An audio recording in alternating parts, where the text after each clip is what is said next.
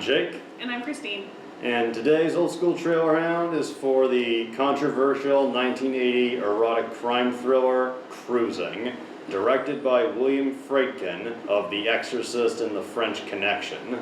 This movie was made because William Friedkin was approached with adapting a novel called Cruising, which was about police investigating a serial killer murdering gay men, and also with a string of unsolved murders of gay men in the leather bar scene going on in the 1970s. And also, a doctor's assistant who worked on and even acted in The Exorcist had been arrested and convicted of murder shortly before this movie was made, and was a prime suspect in these unsolved killings that were going on.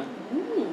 They were never solved, but the experience of knowing somebody involved with all that, hearing stories from a cop friend, inspired Friedkin to make this film that still raises a few eyebrows today. So, without further ado, let's jump into Cruising, starring, fresh off his multi-Oscar nominated streak, Al Pacino.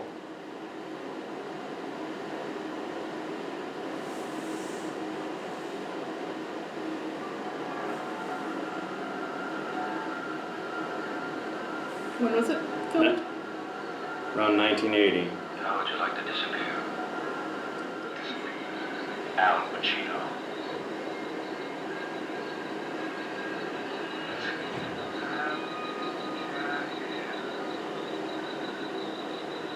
Cruising.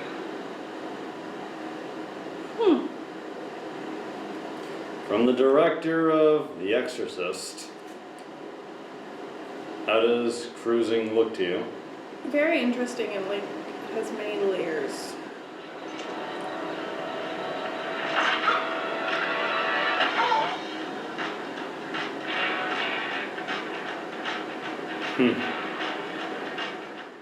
It's a movie that, in its time, wasn't the most successful. A lot of critics had issues with the way the plot flowed and the ending.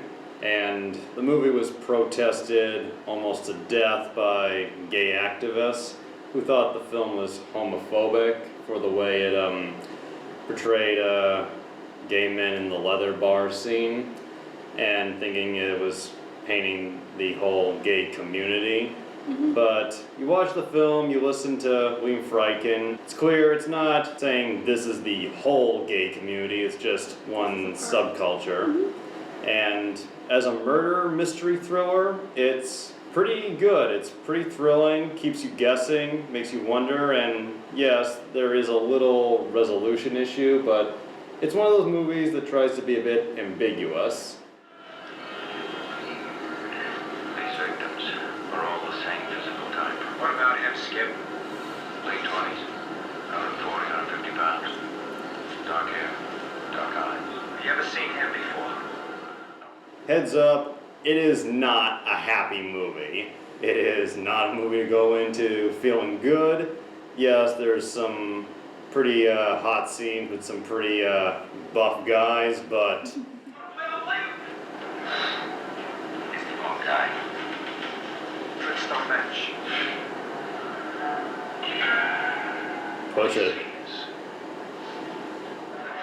You will come out of this film feeling very uneased, and the murder scenes are, to some people, disturbing even by today's standards. And to be fair to the kind of uneven plot that some people criticize, I don't think it's that uneven, and William Friedkin, because the MPA was very strict, and the MPA has been known to be very strict when it comes to male nudity and gay sex scenes, he had to cut about 40 minutes out of this movie. Wow. So, with that kind of hard cutting and editing, is it any wonder that a few parts were a little bit of a mess? Mm-hmm. A New York City detective in search of a killer is about to disappear into the night. And Al Pacino, I think he does a really good job here. I know he's apparently not that fond of it, but I don't think that's his fault. I think it's kind of the scene, the time it came out.